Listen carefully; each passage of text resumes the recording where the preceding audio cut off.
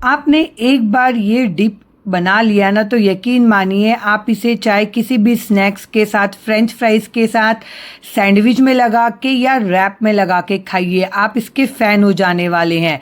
Super healthy, tasty और protein से भरपूर है ये, और खाने में ना बेहद ही टेस्टी लगती है, और बनाना भी ना आसान है, झटपट से बन जाती है। तो आइए चलिए देखते हैं इसे कैसे बनाना है।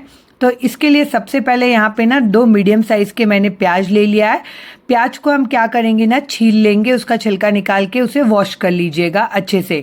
और वॉश करने के बाद ना अब हमें क्या करना है ना, प्याज का जो वाइट वाला पार्ट है ना वो भी मैंने यहाँ पे निकाल लिया था। इसके बाद इसे वॉश कर लिया है मैंने यहाँ पे, और उसके बाद इसे हम बारीक बारीक कट कर लेंगे। इसे ना इस तरीके से चाकू से कट करिएगा, चॉपर में करेंगे ना तो पानी रिलीज हो जाएगा, तो वो मज़ा नहीं आएगा। तो इस तरीके से बारीक बारीक आप इसे कट करिएगा, बहुत ही बढ़िया टेस्ट आएगा।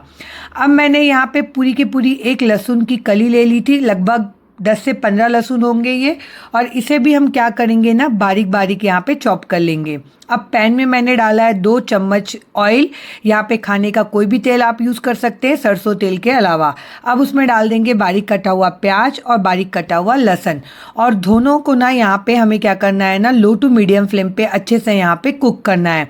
प्याज को ना हमें जलाना नहीं है, बस प्याज हल्का सा सॉफ्ट हो जाए, नरम हो जाए, हमें इतना ही इसे भूनना है। यहाँ पे देख सकते हैं आप, फ्लेम को लो रखिएगा और बीच बीच में चलाते जाइएगा।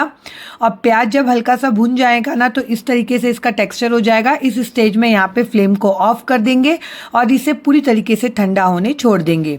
अब एक बड़ा सा बाउल ले लिया है मैंने। अब यहाँ पे बाउल में हम डालेंगे, यहाँ पे ये है हंकड़, यानी कि गाढ़ी वाली दही। दही जो आती है ना उसका आप क्या करिएगा, पानी निकाल लीजिएगा, छन्नी में डाल के आधे घंटे छोड़ दीजिएगा, फिर उसे अच्छे से फेंट लीजिएगा ताकि ना दही एकदम स्मूथ हो जाए।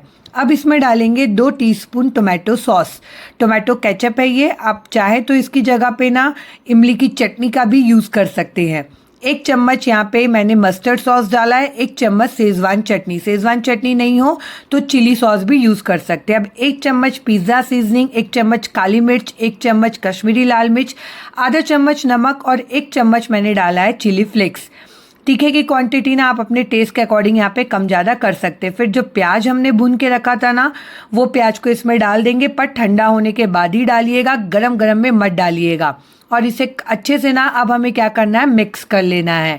यहाँ पे सारी चीज़ों को अच्छे से मिक्स करिएगा ताकि सारी चीज़ें आपस में मिक्स हो जाए, और इसका जो टेस्ट आता है ना इतना अल्टीमेट आता है ना कि क्या ही बताऊँ मैं। सैंडविच में आप कोई भी आर्टिफिशियल सॉस की जगह ये यूज़ करके देखिए, मयो की जगह ये यूज़ करिए, बहुत ही बढ़िया यहाँ पे टेस्ट आने वाला है।